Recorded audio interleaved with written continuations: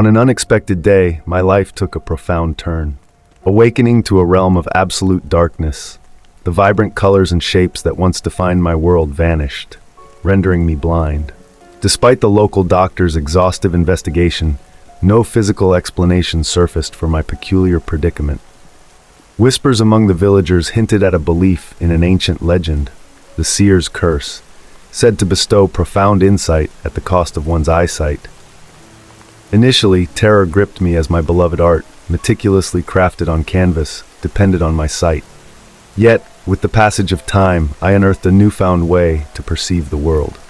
My other senses heightened, transforming my experience into a symphony of sounds, scents, and textures.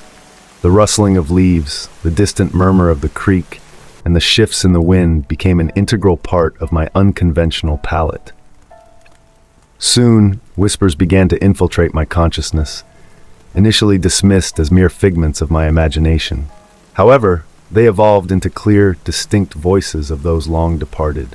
These were the echoes of the past, revealing hidden truths and forgotten tales of our village. It dawned on me that I was attuned to the spirits of bygone residents, entrusted with the untold stories of their existence. Night after night, I immersed myself in the enveloping darkness, absorbing the spectral whispers.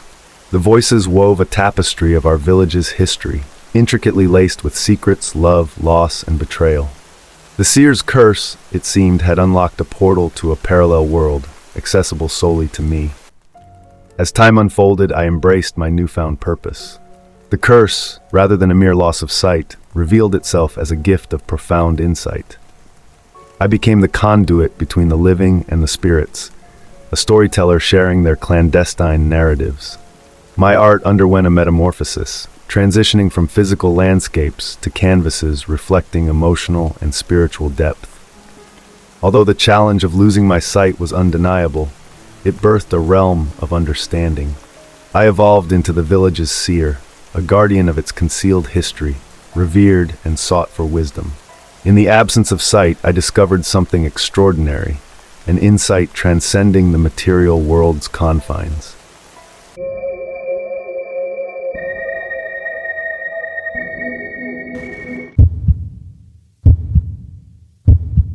The Anderson family's move to the south was a significant change for them. They were thrilled to have finally found a new home, and they believed that the ancient plantation house was the perfect fit for them.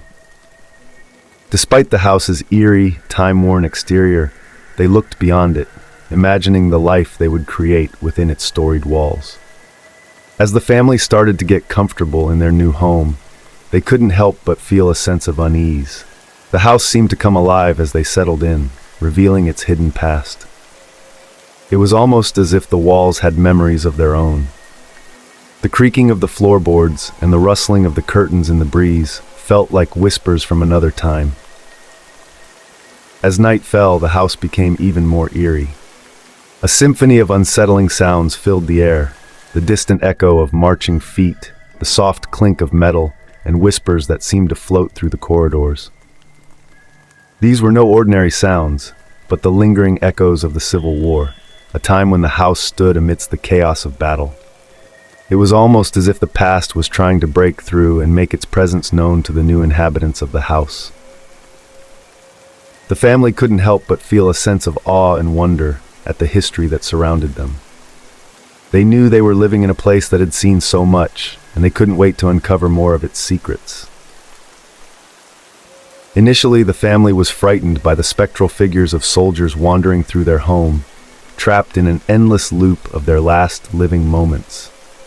These spirits, clad in tattered uniforms, seemed oblivious to the modern world around them, forever bound to the land on which they fell. However, the family's initial fear turned to curiosity as they encountered these ghosts.